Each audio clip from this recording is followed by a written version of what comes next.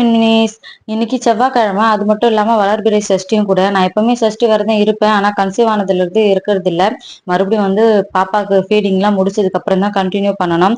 நம்ம வீட்டுல கார குழம்பு, வாழைப்பூ பொரியல், சொரக்காய் பொரியல் தான் செஞ்சிருந்தேன். இது செவ்வாய்க்கிழமை வெற்றிலை தீபம் போறதா வேண்டி இருந்தேன். ஃபர்ஸ்ட் செவ்வாய்க்கிழமை முடிஞ்சிச்சு. இது 2வது வாரம்.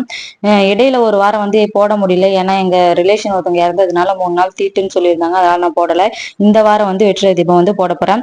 சப்ஸ்கிரைபர் ஆனா அருணா காமராஜ்ன்றவங்க கமெண்ட் பண்ணியிருந்தாங்க, சிஸ்டர் நீங்க இந்த வருஷம் கண்டிப்பா குரூப் 2A கிளியர் பண்ணிடுவீங்க, முருகர் கிட்ட நான் உங்களுக்காக வேண்டிக்கிறேன். டைம் மேனேஜ்மெண்ட் பத்தி கேட்டிருந்தாங்க. சிஸ்டர் ஆல்ரெடி நான் டைம் மேனேஜ்மெண்ட் பத்தி ஒரு வீடியோ போட்டிருக்கேன். அதை நான் இந்த வீடியோக்கு கீழே கொடுக்குறேன். ஸ்டாஃப்ல ஃபுல்லாவே ஹாஸ்டல்ல தங்கி தான் ப்ரிப்பேர் பண்ணீங்களா இல்ல வீட்ல இருந்து படிச்சீங்களான்னு கேட்டாங்க.